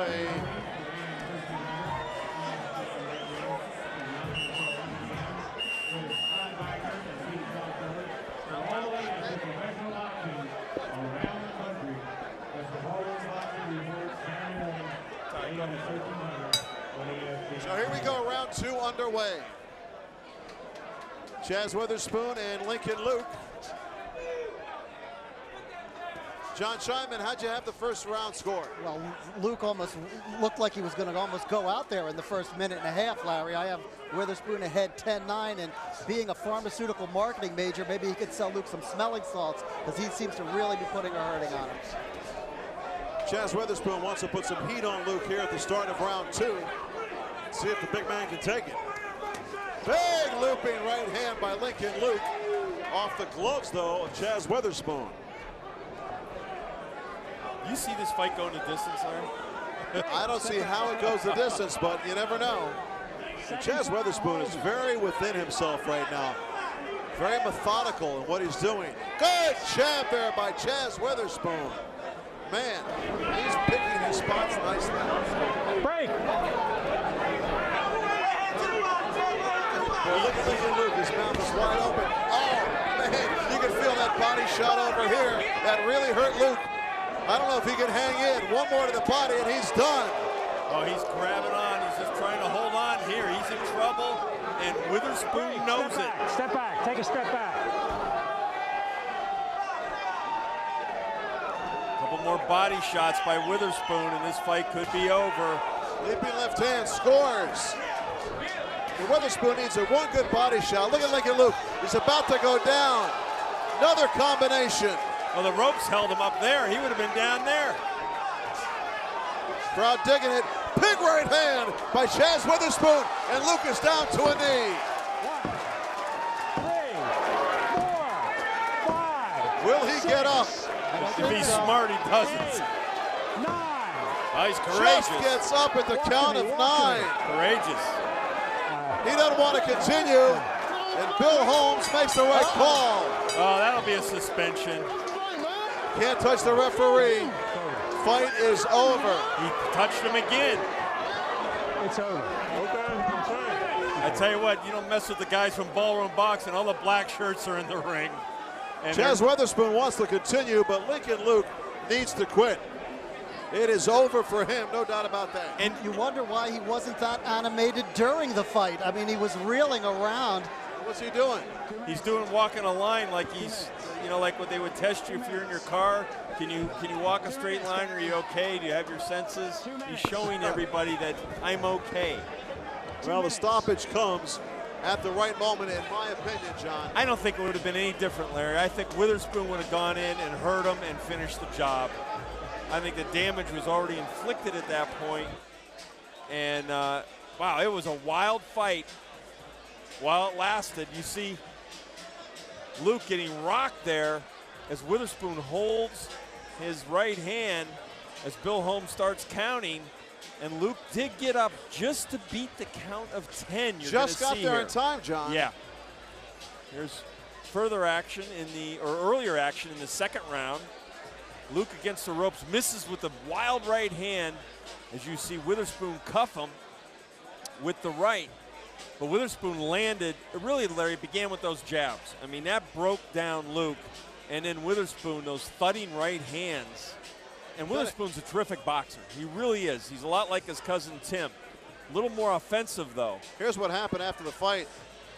Luke actually pushed the referee, Bill Holmes.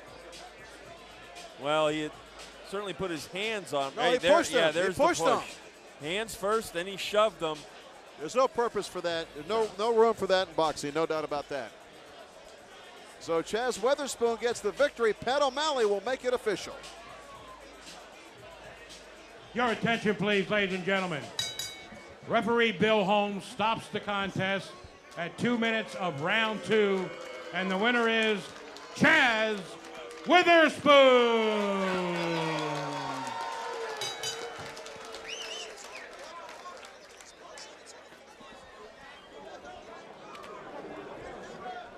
So Chaz Witherspoon gets the victory.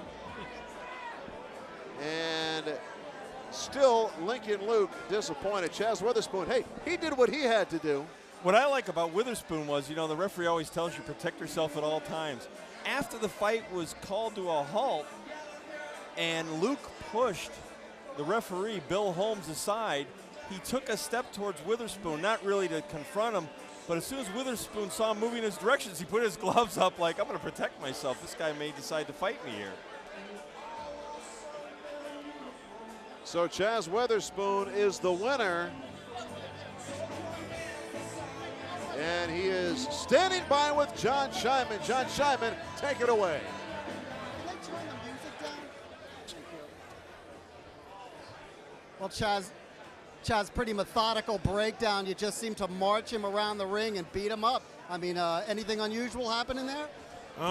The first round I didn't throw as many punches as I normally would, only because I was trying to warm up and let the fight develop. But the second round I started coming on, I was going to start moving my hands more and more as the rounds went on, but kind of got stopped a little earlier than I anticipated. Well, I mean, he landed a couple good body shots early, but you never let him into the fight. I mean, I think with a guy like this, it was probably a good idea just to stay on top of him, right? Yeah, well, the bigger guys, I try to let the weight play on them.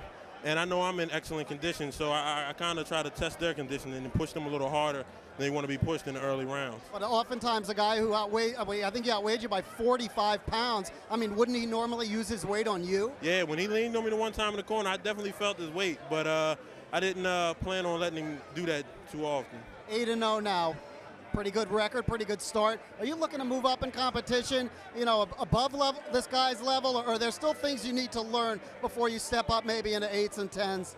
I think there's plenty of stuff I still need to learn before I step up to the 8s and 10s. I have Shelly Finkel.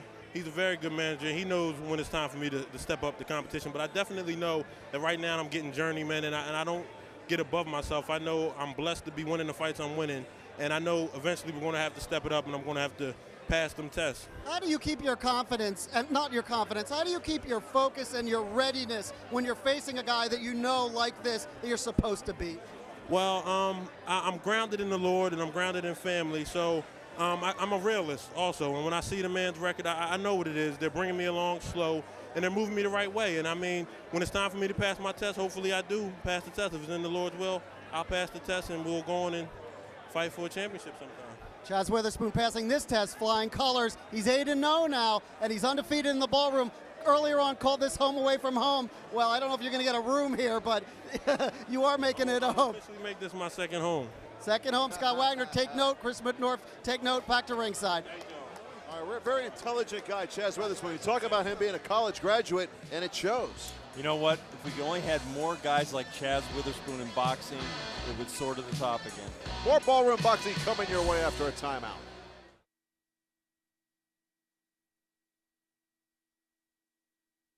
Welcome back to the Ballroom. Larry Michael with John Saraceno. Francisco Parra facing the challenge of his life against Kermit Cintron next in the ring. Earlier today, John Scheinman talked to the former world title challenger, Kermit Cintron. You've had several months to recover from what had to have been a crushing defeat when you lost your bid for WBO welterweight title. How has the recovery process been? I think some people who saw that fight saw you cry in the ring. It was such an emotional experience. It was definitely, an emotional experience for me. I mean, I come in here, starting at the age of 19, worked my way up, in less than 5 years, fighting for a world title. You got guys, that started at the age of 5, and they don't get a title shot until now. 5 years is extremely, good, and the loss did me good. I got back in the gym in less than 2 weeks. I started training hard, and ever since it just, my attitude's changed. In the title fight, you were cut around your right eye in the 3rd round. I think you were put down 3 times in the fight, 2 in the final round, the 5th round. I mean, it seemed like an overwhelming experience. So what do you learn about where you stand in your boxing career from a performance like that? Well, it's better happen now than it does to me in the long run when I'm, on the top, undisputed, being an undisputed world champion. The cut, it was something that never happened to me before. I mean, I've been cut before, but the blood was always coming in the side of my eye. This time it was gushing, into my eyes where I couldn't see, so I panicked a little bit. But like I said, that comes with the experience. He had more experience than I did, and hey, 5 years, starting at the age of 19, 5 years, fighting for a world title, is not bad at all. Absolutely. Tonight's fight against Francisco Parra, obviously not even close to the level of competition that you've been facing recently.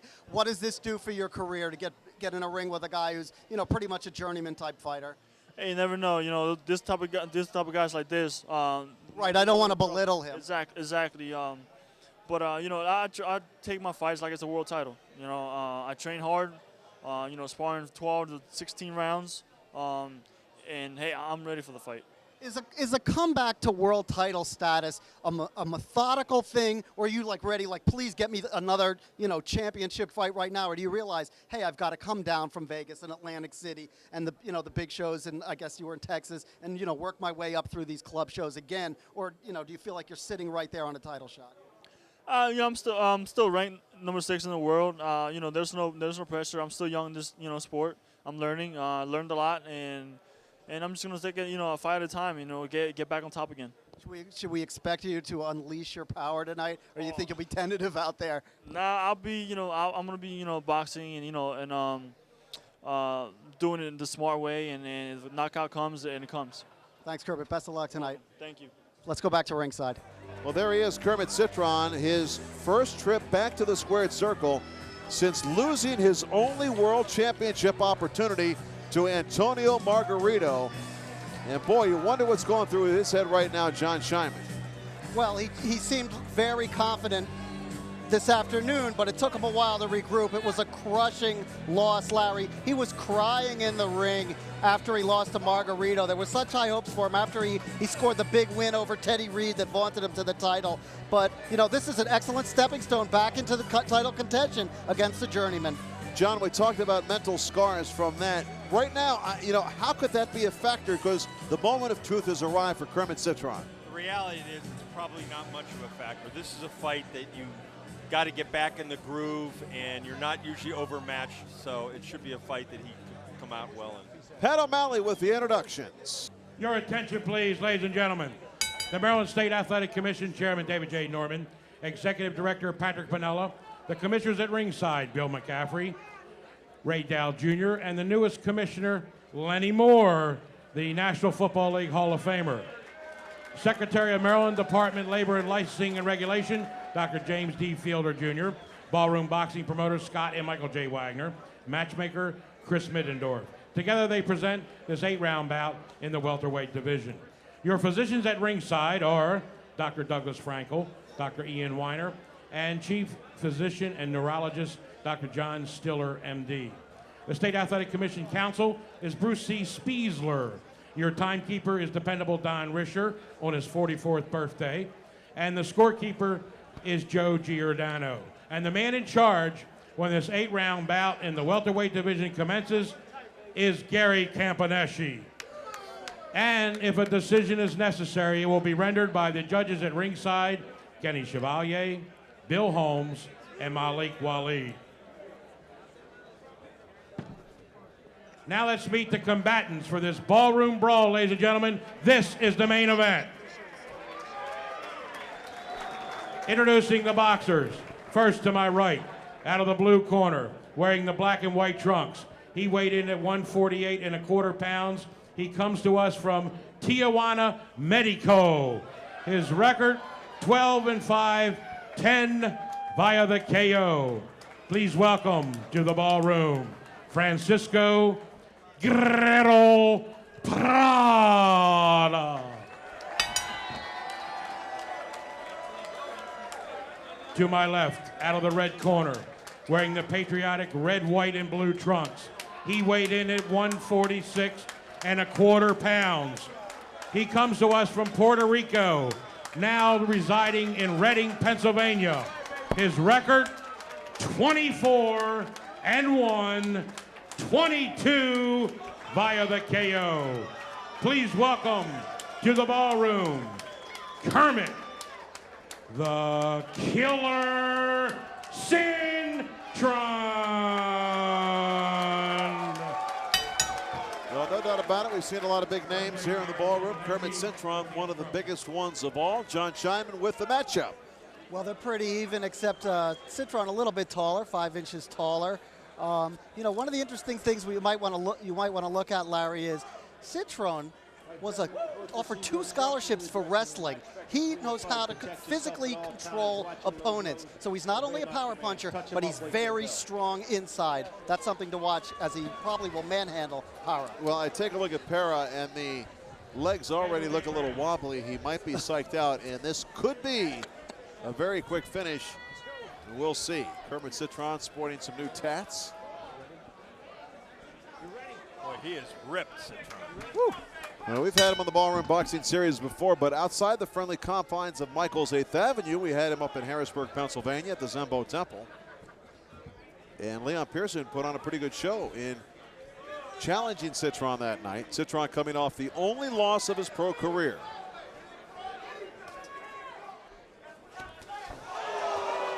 First right hand scores, and Parra, I'm telling you, I predict he is so nervous right now, the first good shot's going to put him down. That's not exactly Muhammad Ali making a prediction on this one. Thank you very much. I mean, Cintron just challenged for a world championship. John, you know, you talk about the scars, you talk about it. If Parra somehow can hold on and try to find a way through the first couple of rounds, you never know. Well, he's in deep. Let's just put it that way. Like Gulf of Mexico deep. Yeah, he's in the 12-foot end, isn't he? He is in deep, but you know, you got to get past the first round. We've seen it before. We saw it tonight. A fighter that was an underdog going into a fight, got through the first round, the dangerous part, right, and made a fight out of it. But certainly Cintron, much, much stronger than his opponent. And he's fought at a better level of competition. Kermit Cintron, a very strong fighter, and against Antonio Margarito, the total package of Margarito just too much for Cintron to handle. And John Scheinman talked about it, kind of a disappointing loss for Cintron. He was groomed for that one shot, and it didn't work out for him. You know what, in boxing, if you can learn from a loss, even though in boxing a loss is almost like the scarlet letter tattooed on your chest, it really shouldn't be, and it never was years ago until television got involved and ratings became so important to have unblemished records. It's more important for a fighter to learn from a bad fight, and if Kermit can learn something out of that and become a better fighter, he can still challenge for titles. Well, you can hear folks here in the crowd yelling out the name Margarito, so, you know, this is something that's going to follow him around. Yeah, no. I'm not saying, you know, it evaporates, but you can take it and mold it and learn from it and become a better fighter if you have that inside of you. Now, some guys it crushes and they're never the same. It's a pretty good first round for Parra, just actually hanging in right now. And, of course, the start by Cintron a little slow. Good right hand by Parra scores. And there's a little blood from the nostrils of Francisco Parra here in round 1. Cintron, very quick hands. Throws nice, short, compact punches. A very economical round for Kermit Cintron. Not a lot of wasted effort there.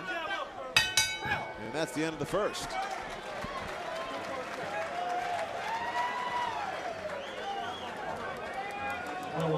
John, you're pointing at Francisco Parra. What point do you want to make as we look at Cintron? But Cintron very strong looking. What do you see when you look at the opponent Parra? Well, unfortunately, you can't see it on our picture, but it's his legs, and they do not look steady. And I think when Cintron begins to open up, Parra is going to be in a lot of trouble.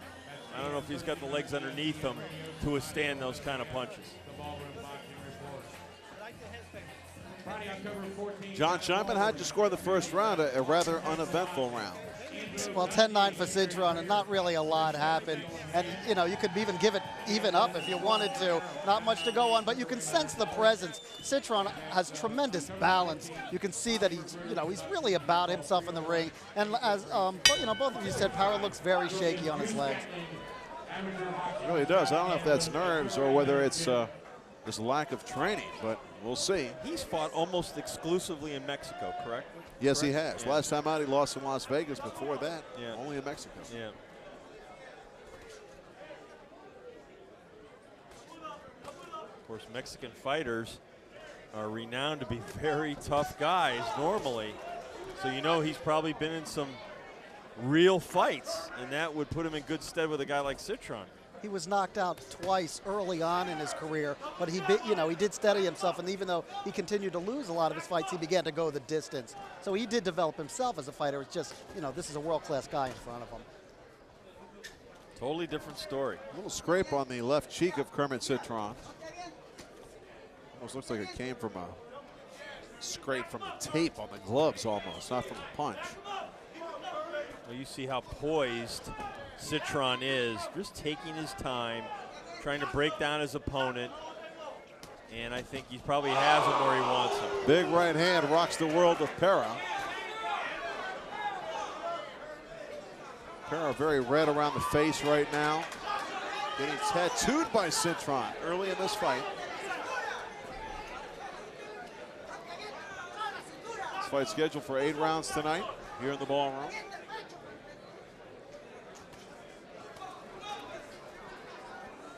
Now, if Parra's going to do anything, he's got to find Cintron's attention somehow with a punch. Somehow he's got to do something offensively.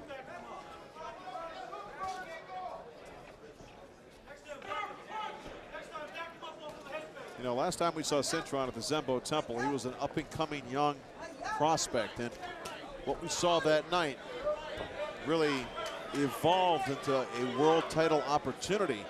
And sometimes those only come once in a lifetime, John.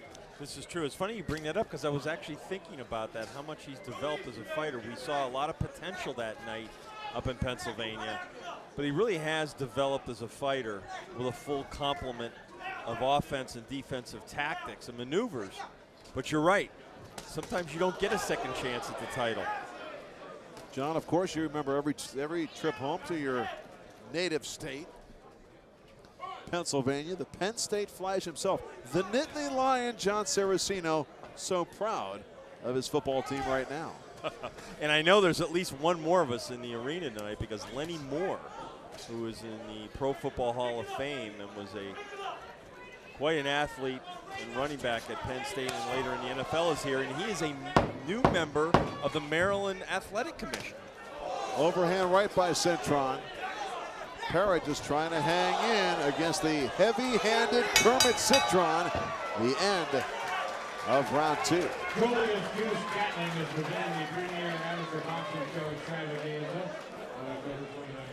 John Scheinman, after 2 rounds, Kermit Cintron in command, isn't he? Oh, absolutely, Larry. 2018. I mean, this is a good fight for Cintron, but I hope it heats up a little bit and the fans get to see some fireworks. They waited around for their main event, and it's going to be, it's up to Parra to get into the fight and make something happen, because otherwise he's just going to get blown out.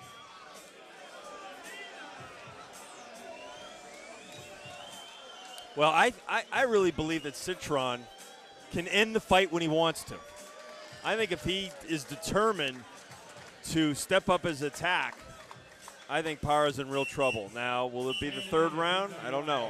I'm sensing the next 5 minutes or so could be the turning point for Mr. Parra. You know, in the last fight with Margarito, he suffered a huge cut over his right eye. He was bleeding profusely. You don't want to give a guy an opportunity to maybe headbutt you and get it open. Yeah. I mean, you know, you've gotten the 2 rounds into your belt there. Get this guy out of here. And I think that's probably what he wanted to do, John, was get a little bit of work here, feel a little better about himself, and you can see him setting down with a little more authority here in the 3rd round, Larry.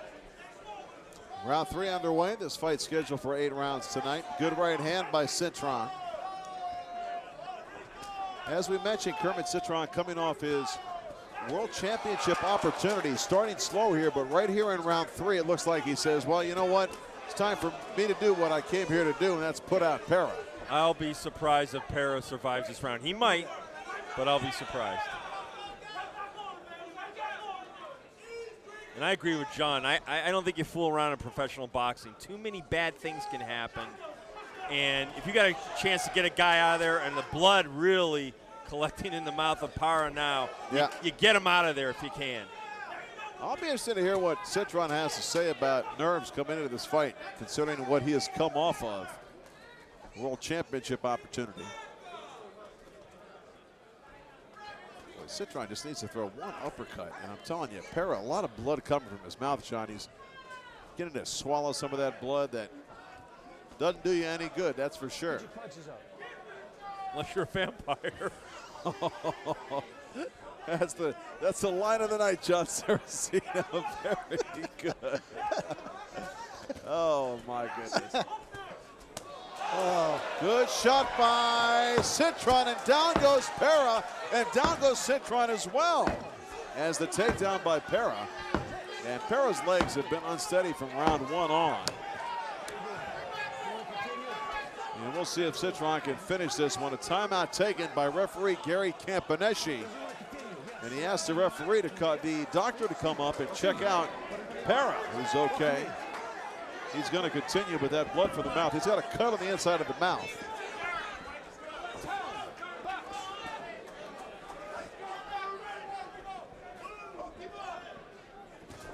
Left hand and a knock of the heads, and Cintron really putting Parra in some trouble, and that's it. Gary Campaneschi calls it into it, and Cintron says, I am back. He yells out, I am back. And that's the word from Kermit Cintron. He needed a win, and he got it tonight here in the ballroom. He didn't just say it, he screamed at the ringside. And that's a statement fight.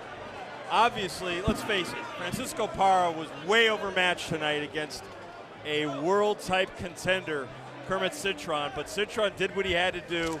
He basically carried him for 2 rounds, picked him apart. There we go, action in the 3rd round. There's the right hand glancing blow, but Parra was already hurt, beginning to stumble forward, trying to clutch anything to survive. And what he does is he basically tackles Kermit Cintron into the ropes as referee Gary Campaneschi tries to come over and make sense of the bedlam in the ring as it was. So Cintron successful in his return after that World Championship opportunity that went wrong. Sweeping left hook by Cintron. A little bit of a headbutt there, and the right hand right there sent Parra on his way to the canvas. And that left hook was a good cleanup shot. And right now, Parra's just fighting out of pure reflexive action. Not really fighting, he's stumbling towards the canvas, and down he goes. So Cintron did what he had to do. Let's go to Pat O'Malley with the official word. Referee Gary Campaneschi stops the contest at 2:07 of round 2, and the winner, Kermit the Killer Cintron. Kermit Cintron victorious in his return. He says he is back, and boy, he is very impressive, no doubt about it. Cintron, one of the better fighters in terms of pure boxing talent that we've ever seen in the ballroom. Now let's take a look at some of the action on how this one ended here at Michael's 8th Avenue. Well, it's kind of a sloppy ending because really Cintron had his opponent right where he wanted him. He really basically set him up for the first 2 minutes of the fight, Larry. Picked him apart with a jab in the middle of the ring, threw some power punches, was effective at breaking him down, slowing Parra down, and in the 3rd round, Cintron just let it loose. And you're going to see his action here. That nice left hand and a right to follow. That right hand. That did the damage right there. Yep, that was it. Well, John Scheinman is standing by with the former world title challenger, Kermit Cintron, who's victorious in his return to the ring. Let's go to John. Well, Kermit, the fight ended and you screamed, I am back. How good did that feel? It feels good coming back in the ring, after 6 months layoff. Coming back and winning, being back in the winning streak, feels good. Nerves after 6 months away, and considering the kind of fight you were coming off of, the failed world title shot. Excuse me, what was that again? How nervous were you? I wasn't nervous at all. Training hard, and and that's what gets me here. I guess that's what gets me the winning. And just training hard. Francisco Parra seemed nervous himself at the start of the fight. I don't know if you could sense it, but he didn't really pitch to win. He didn't offer any firepower. Were you just kind of carrying him and getting some work in the first couple of rounds? Exactly, that's what I was doing. Getting some work. First round, I didn't know what he was about. So I give him, first round, I was going in there, see what he had. But after that, my trainer said, start putting the pressure on him and just get him out of there early. You got a lot of fans around the country. They're waiting to see what you're going to do next. Is there a game plan in the Cintron camp as what's going to happen after this fight? And just going back to the gym and start training hard again, and getting ready for my next fight, hopefully in November. And who might that be against? I'm not sure what to tell you on that one. It could be anybody. So there's nothing in the works for a title or anything right now. Just exactly. Looking for another big opponent. Exactly. Okay, Kermit Cintron, first time in the ballroom, but he's been on the ballroom shows before. We had you up in Harrisburg, PA, back when you were just getting it together. He's got it together now. Big comeback win. Let's go back to ringside. All right, good job by Kermit Cintron. We will wrap up this edition of Ballroom Boxing when we return.